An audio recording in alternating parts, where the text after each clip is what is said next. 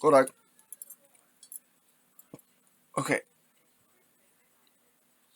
I just want to lay out again my basis of understanding when it comes to most things, and their progression through history.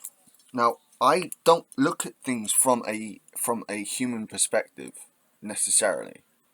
It's kind of strange, but my primary focus was always paleontology and paleobiology, paleo, paleoevolution. And one of the big things is that can be seen in both biological evolution and social slash cultural evolution is the dying off and re-emergence of certain aspects. So, for example, the ability to become an aquatic or terrestrial animal. Just for example. So, you have creatures like the best example for me is crocodilians, or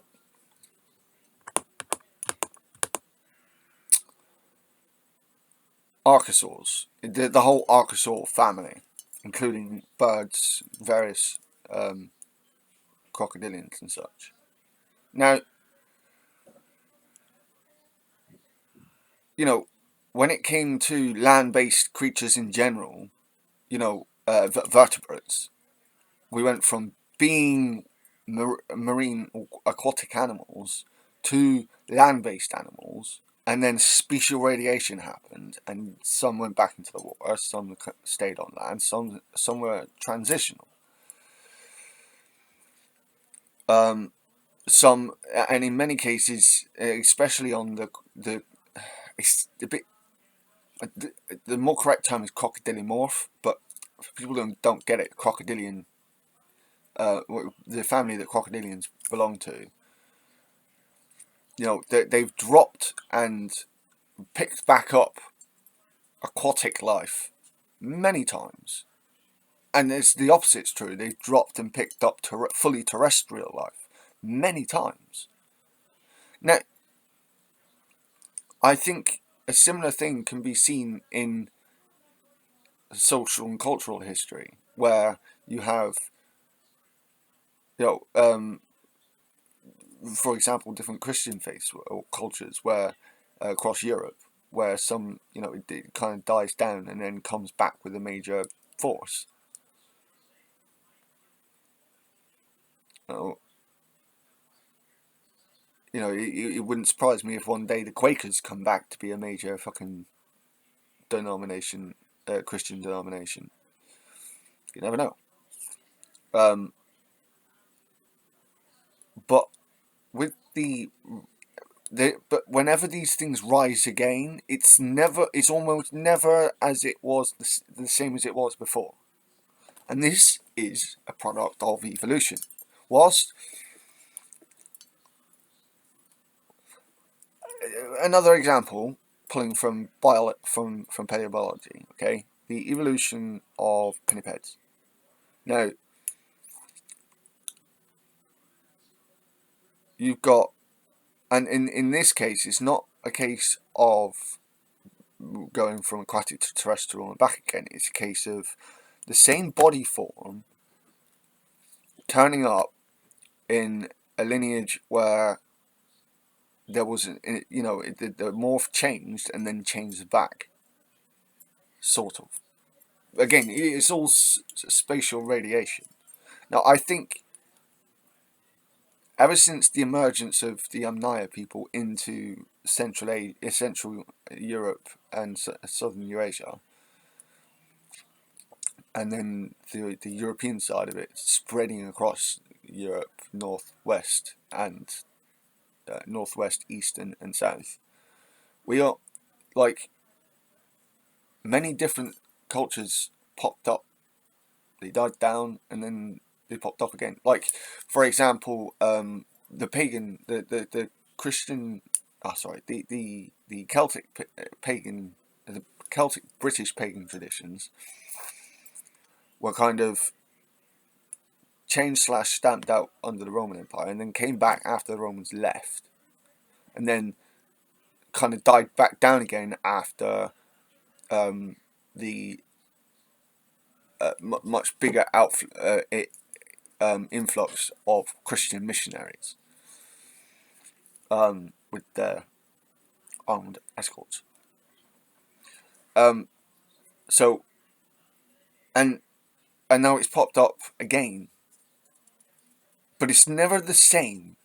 And the reason is because of the changes of what happened. You know, I understand pagan reconstructionism, but there are lots. There's always going to be a lot that's missing. So it's never going to be exactly the same. And that doesn't mean to say it's not a good thing to try and reconstruct it as close as possible. If that's what you want to do, go ahead. I haven't actually got a problem with it. What I do have a problem with is having a problem with, say, neo-pagans who've taken traditions and in specificity, I can't even say the word specificity. In specifics, I'm talking about British pagans in particular. Saying that, like, someone for myself, I use Celtic, Anglo-Saxon, Druidic. So you got Brythonic and Gaelic Celt, or Gaulish Celt, and then you've got the Anglo-Saxon, and then you've got the Nordic. And I pay, personally, as a pagan, I pay homage to all of those because there's all of that in my bloodline. So it's not taking traditions out of context. It's part of my culture. You know, British pagan culture was somewhat intermixed, especially with certain areas, because you had Celts, Anglo-Saxons, and at a certain point, you know, the Vikings came. To be fair, though, Anglo-Saxon paganism had been supplanted by Christianity, which had kind of hijacked a lot of Anglo-Saxon paganism symbology and such to, you know, to make it easier to convert the Anglo-Saxons. But, you know, you still had the pockets of Celts, you had the Anglo-Saxon, and then you had the influx of the Nordic pagans. So paganism has had, and you know, has come back. It's originated, disappeared, come back, disappeared, come back in this country several times. So to say that it can't happen now is a bit ridiculous. And again, I see the almost mirror image of what you see in biological evolution, in different aspects, and social slash cultural evolution. There's likely to be flaws with this outlook, and you can tell me, please tell me where I'm going wrong.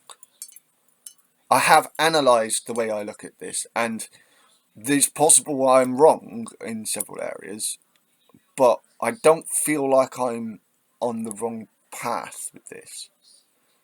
Like I said, I see things from their factual point of view historically. I don't just go by the writings. I go by the actual whatever archaeological evidence there is when it comes to this kind of history, which it can be spotty at best. But through linguistics and through, you know, genealogy, the heritage is there. You know, the monuments that still stand. Granted, not all of them are of you know, Stonehenge, for example, isn't necessarily Celt in origin. It's Neolithic in origin. but I find it unlikely that their god was that they had a monotheistic belief system. If it did, it revolved around the sun. But with the moon in tow, again, I really don't believe that that's a thing. There's also the old, you know, that from many different time periods, we found swords and many different things in rivers. Now, why was this? Well, it was an offering, depending on what you believed in, depending on what part, what part of Britain you were in. Because at some point, before the Romans actually properly came over, Britain was divided into many different peoples. They didn't always believe in the same thing. Like where I'm from, Dufnate, Devon.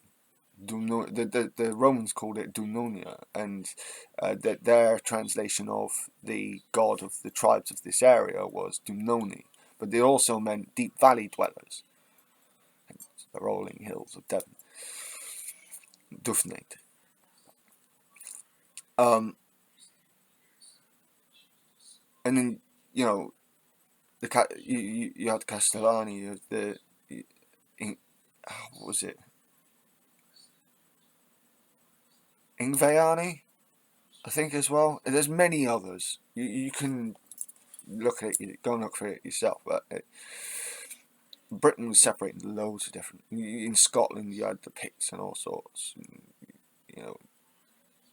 In southwestern Scotland, you had those who were more closely related to the peoples of Wales and East Devon, Devon, Cornwall.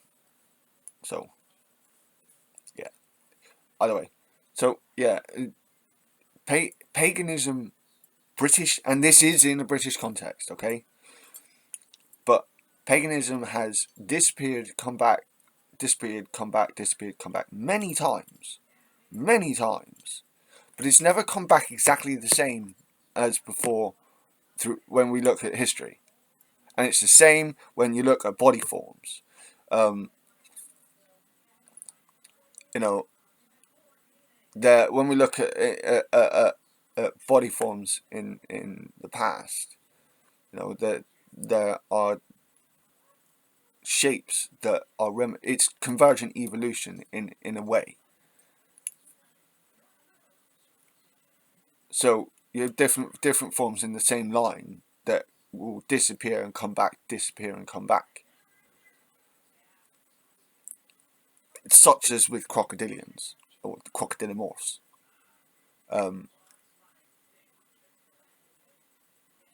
So with you could possibly say the same with insects, but it's never the same as before because of evolution. And to look at our culture and society in the same way, I think would be highly beneficial. It is a less absolutist viewpoint because you view things not as necessarily in linear, because evolution isn't necessarily linear. Just something to think about. I don't think a lot of pagans would pay this any. Ordinarily, I'm not sure a lot of pagans would pay this any mind. However, again, my initial interest was paleontology and zoology. And when I got older, and I didn't really have that much of a religious upbringing. There was more Christianity there than anything else. But my mum brought me up as a spiritualist. That wasn't heavily doctrinated or anything. So when it came to the faith side of things, I was never really I wasn't really interested. Not until I got until about 12, between the ages of 11 and 14. I started to, think about it a lot more. And over time, my outlook on my spirit, on the way I see things spiritually, has evolved. And is still evolving as I learn more. I love to learn more.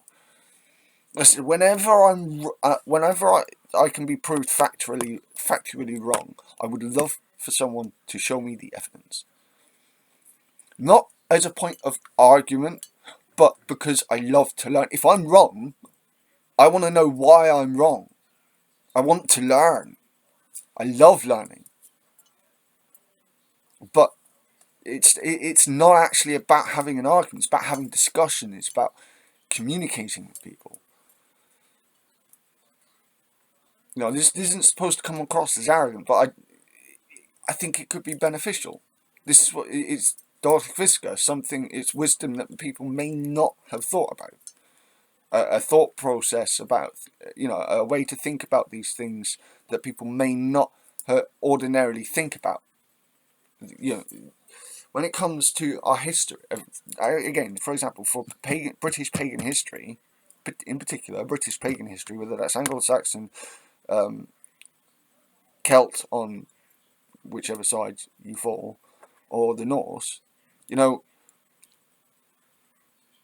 it's gone away, come back, gone away, come back. So on that subject, an evolutionary mindset, a mindset of looking at this thing as in the way that biological evolution works, we can have possibly a better understanding of ourselves and a more solid standpoint for legitimizing ourselves, which I feel is ridiculous anyway, given our origin on this island and this island's history's origins.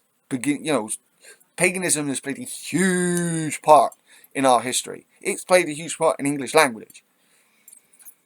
Again, I will cite the fact of, pagan names that have stayed, even if the meaning has been lost, they've stayed through the days of the week, and not all of them, but most of the days of the week, through many different town names and village names, the different areas of the country. There's many different aspects to this that prove that legitimize us anyway, but we still need to see. It seems we still need to have some more solid proof to legitimize us. And my argument is that possibly this is one route, not the route. One route. This is a facet of a solution. Possibly. Let me know. It's...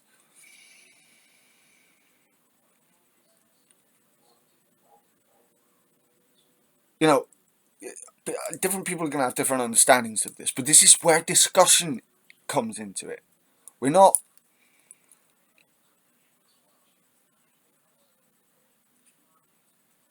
It's not about being superior. Now, some pagans do believe, that their way of thinking is of a superior way of being, but more often than not, I tend to see monotheism as a superior, as a culture with a superiority complex. Any culture with most cultures, with monotheistic structure tends to be it's almost like they have a superiority complex. I'm not saying this doesn't happen in pagan cultures too, or polytheistic cultures in particular, but I don't recognise it as being, unless it's been hijacked by political ideology as well. I don't see it as necessarily being as aggressive. I just don't. I don't. There is evidence to show that there are aggressive pagans. I'm not saying there isn't. However, there's more. There is still fear in the US and in Britain of pagans being open in public. I am not fucking scared, not in the slightest. But what I don't want is another pagan trying to come up to me and say that, oh, that's cultural appropriation, when they don't have a fucking clue. Because I'm British, my heritage is of Celtic origin, it's of Romano and Brittany Gypsy origin as well. So That's the continental side. But when sticking to the British side of things, I have Anglo-Saxon, I have Nordic, and I have Celtic blood. The traits have all been noticed, and different family members have shown this. On different parts of my family tree.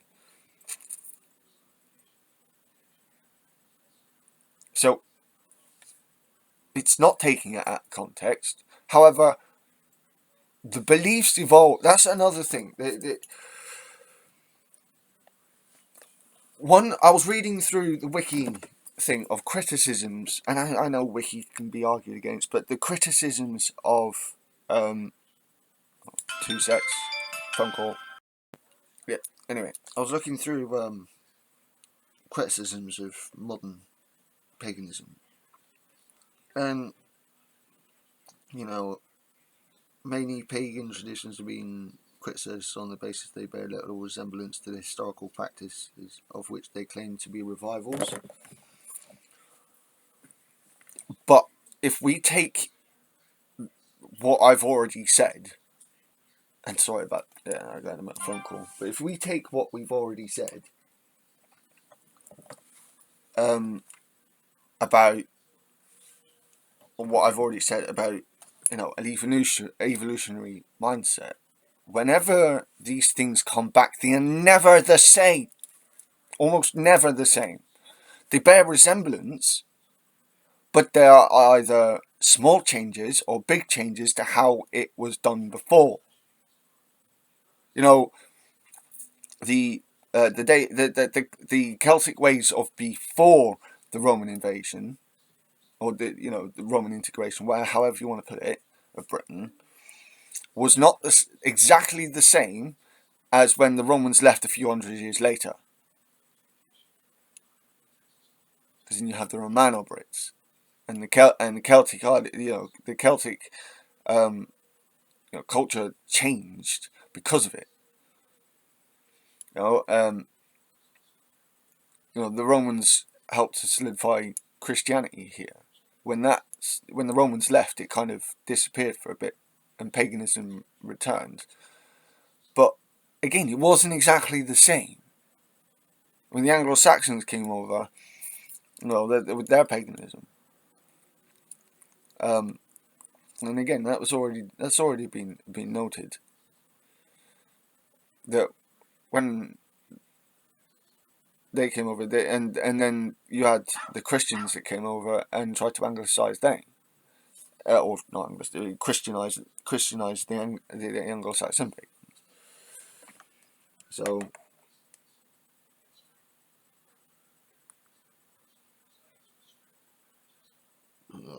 I'm busy today, apparently.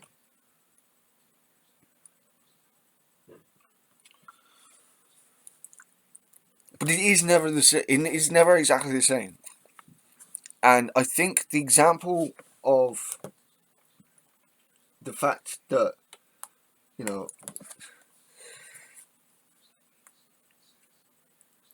now the founder of Wicca, that Gerald Gardner, I don't know, man. Like,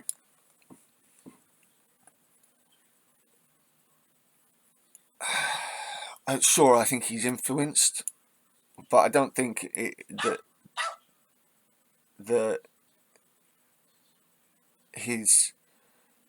Wicca is a direct, that his Wicca is a direct translation as to the way they exactly believed the things back then. Which is a modern interpretation. It's a new interpretation of it. It's just a new form of it. It's a new evolution of it.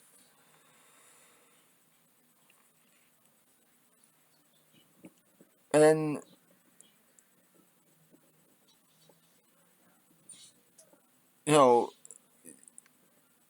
there's so much misunderstanding even by you. There isn't just misunderstanding by criticisms of neo-paganism. There's criticisms. It also seems to be a slight misunderstanding from many neo-pagans themselves. I'm not saying that the more modern thinking, more progressive thinking neo-pagans don't have a right to believe the way they believe and be inspired. In a way, I am one of those. Pardon me.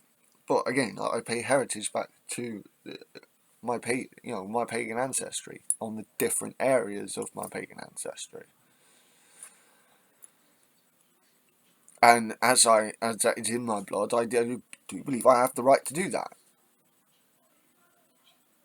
But I recognise that not everyone's the same. And I think the Pagan Federation's idea in 2001 of trying to get everyone in the census just to say pagan means that we can differentiate between ourselves is not a problem. You know, if they want to understand us, then they have to understand that whilst we are disparate and we believe slightly different things, we all recognise each other. We do, mostly anyway, we recognise each other as pagan. Again, let me know if that's wrong, because it's quite often I can identify another pagan in the street, and it's really obvious for other pagans to identify with me as pagan in the street. They might not identify with necessarily with my beliefs as in totality, but there are there are many aspects to my belief that are inspired, or both inspired and somewhat try to closely follow some of the old ways, whilst adding new stuff, new ideas, because that's how evolution works. Except in this case, it's cultural and sociological evolution. Again, I reiterate, I'm not saying that I'm necessarily 100% correct.